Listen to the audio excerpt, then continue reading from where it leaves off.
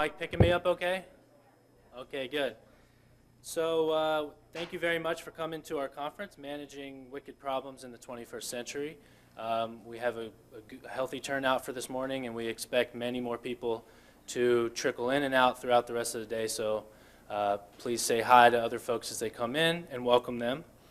First and foremost, I just want to thank the committee members, Amy, Ari, Emily, Nejwa, Alex, myself, and many others that made this possible. You can kind of find a full listing of all our support on the back, and obviously many more support staff helped along the way, so thank you to them. So I just want to start by asking everyone to kind of turn left and take a glance out the window. Okay, and you can turn your attention back to me. So you see Syracuse, New York. Today, universities and colleges are under what I would say is a renewed pressure to make themselves relevant to the communities that they find themselves in and to the world around them. And what we think we've done today is respond to that demand by convening together an excellent panel of thinkers, of actors, and invited a great group of citizens and students to come think through what is a lot of work to be done in our world. Today we're going to dive into central challenges relevant to us all. Challenges in achieving more equitable education, challenges in protecting our environment and maintaining the safety of our food, and challenges in securing our borders, among others. And engaging those issues will be our challenge and my charge to you for the day. And now in order to do this, I just want to lay out two important guidelines. So first is those in the room are the right people. We don't need anyone else to have a good, healthy conversation about these issues. And second is, we're going to be talking about what might be there might be some charge behind some of these issues. So any type of disagreement is fine. We just hope it's done with curiosity. I just want to emphasize that we need disagreement to have healthy conversation over these issues. So please let the disagreement come out. Just let it be with curiosity. Now to start off the day, I've invited David Van Slyke, professor, to come speak, and one of the reasons I've done so is because he teaches 8 a.m. classes every year, and we know that at least Professor Van Slyke is awake right now. But all kidding aside, he's perfect for this task. He teaches public organizations and management, and likewise, wading through heavy management challenges, he knows how to connect seemingly disparate tasks and ideas together, and is excellent to begin to weave these central themes. After Professor Van Slyke, we'll move immediately into session 1, and I just wanted to say if you need to stand up, use the restroom, they're right down the hall to the left. Please feel free to do so. So to introduce Professor Van Slyke, like I said, he teaches public organizations and management, along with project management for executives, organizational theory, and policy implementation. I think he's one of the student favorites here on campus. He's author and contributor to numerous books, journal articles, serves on several editorial boards, and like I said, I think most endearingly to students, he volunteers his time graciously. So please help me welcome Professor Van Slyke. Thanks, Jack. So if there's anyone who's even earlier than I am, it would be my good friend and esteemed colleague, Professor Wilcoxon, who we all know is the best teacher in the house, and we all sort of try to model ourselves after him. But it is no exaggeration to say Professor Wilcoxon lives pretty near me, and on times when I've needed to go to the airport, I've said, can I get a ride to work with you? And he says, sure, I'm leaving at like 5:30 in the morning. And so, 5:30 is sort of when I'm getting up, 5:30 is when he's leaving to come to work, and so Pete, thanks for being here. I knew you would be.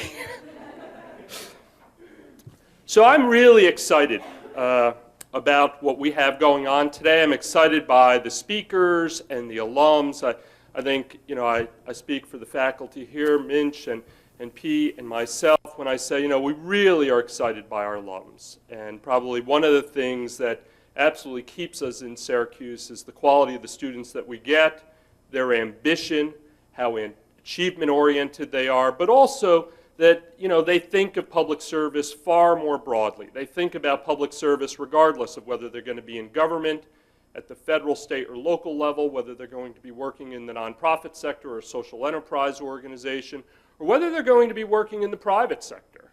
And let's be clear, the private sector is a very important partner to a lot of the public policy and wicked problem challenges that our nation is facing and that our communities are facing. I've had the pleasure of interacting with a lot of you and having you either in my public management course or my policy implementation course. And some of our alums are here today who I've had in my classes.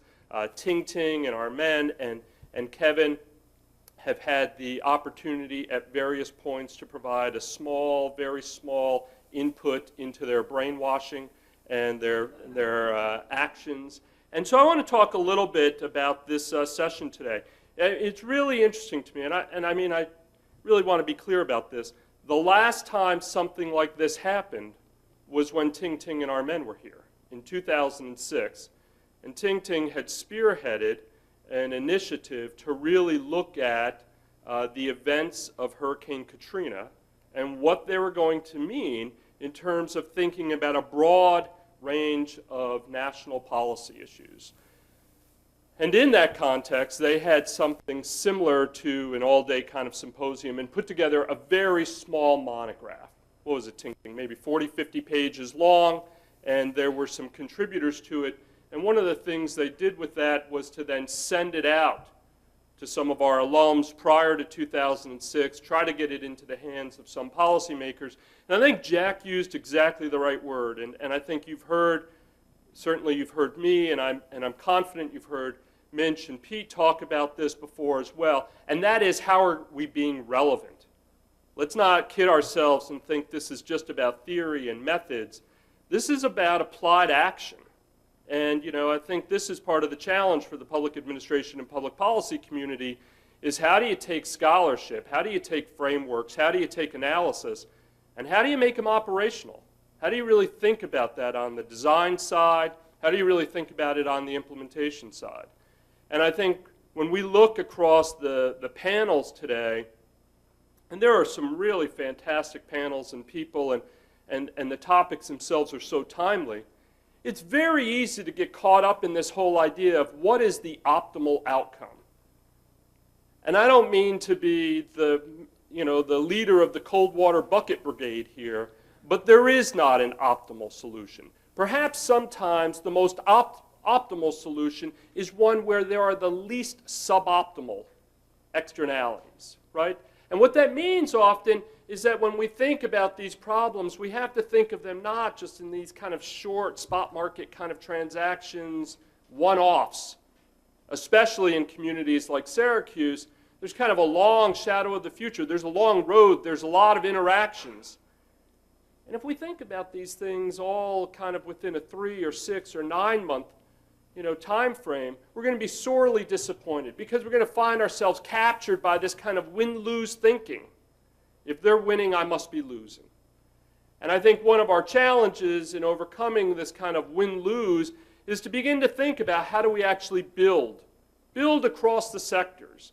And as this theme on wicked problems has, and we see several of them, right? Several of the biggest cross-cutting, international, domestic, local, and national in focus, we think about things like education and the environment and security. And these aren't the kinds of policy challenges where conventional orthodox explanations from the past are going to be sufficient. And the way in which we think about these has to move beyond these kind of monolithic, this is the way that I want to do it.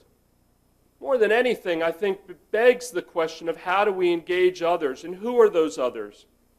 But too often, those others, those other parties, are kind of the normal suspects. And, it's good to have the normal suspects there, but it's also important to say who is not here, and how do we get them, and what role might they play. Now, part of that's also about managing expectations, right? But it's also about something that Professor Nabachi sort of hammers into our head over and over and over again, at least while she has you hostage for a year, and certainly to her colleagues, as long as she remains or we remain, which is at the end of the day, when you have this kind of binary trade-off between time and democracy, and everything looks urgent, and you have to make a decision immediately, I think her argument comes back to democracy trumps time in every single case. That when we think we don't need to reach out, we don't need to think about public participation, we don't need to think about, kind of deliberate citizen engagement, the question becomes, at what point do we engage these people? Now, I'm not at all suggesting, and I don't think she is either, that we just let meetings go on forever. But I think we often see questions where the window of opportunity and a sense of urgency seems so immediate that some of the normal processes we might consider around inclusion and participation and how to develop a set of ideas that reflect a diversity of perspective, whether that be sectorally or reflect a different set of values, it's easy to shortcut those. In fact, as public servants, sometimes our own tendency is to shortcut those. Now, for me, I sort of look at some of these arrangements, and as I said at the beginning, and some of you know that my background is not in public administration. My background comes from having worked in the private sector, only worked a very short time in government, 2 years, but then having had some time on the nonprofit side before doing my PhD. And my original training is in economics. It's not in political science. And so I come at this issue of these wicked problems like a management person who's trying to span those boundaries between policy and organization, thinking about how these things happen at the implementation level. And I think it's there that so often, and I don't mean this in a pejorative way, but we talk a lot about governance. But sometimes we talk too much about governance in kind of a democratic theory context. And I would suggest that governance itself is very multifaceted. It takes time. It's not a one-off. And that we actually have a lot of policy tools at our discretion. But we're not really trained to think about policy tools. We're often trained to think about problem diagnosis, and as soon as problem diagnosis happens, which we become very good at, what's the solution? And I think it's there that we have to step back from immediately thinking about the kind of very linear process, right, of problem diagnosis and then solution development, and begin to ask ourselves questions about what might be some alternatives.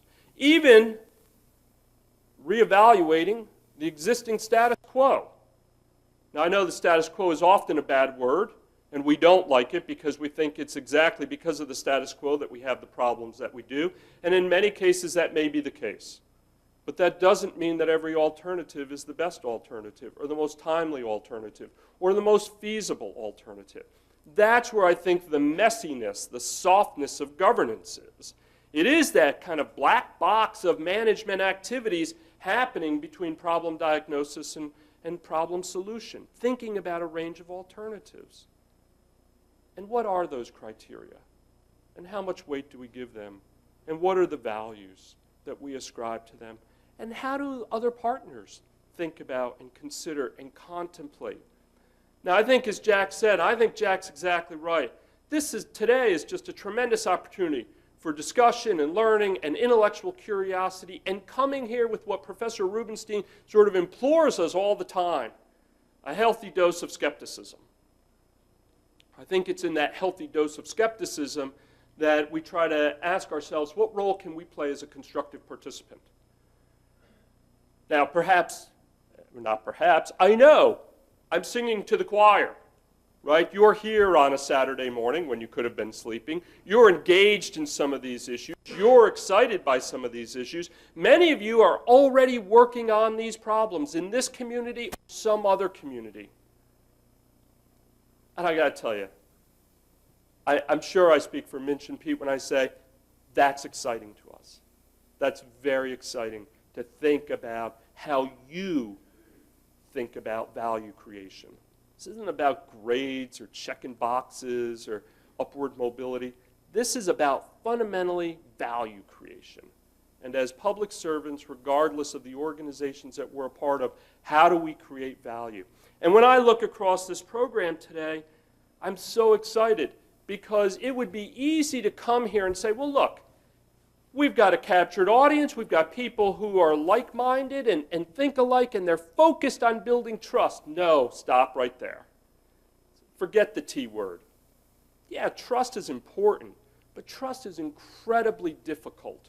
And I think that's one of the problems we sometimes underestimate, is that we come into governance conversations thinking it begins with trust. What it begins with is a healthy respect for engaging in some level of coordination. The term collaboration is ubiquitous now. It is everywhere. It is everything to everyone, and it's nothing. And the same is true with partnerships. And I think we want to step back a bit. Not everything should be transactional. But we've also, as hopeful and aspirational as we are, we have to be careful that we're not lulled into a sense of complacency among like-minded people and think that everything is going to be trust-building and collaborative. Some of this is incremental. Some of these are big advances.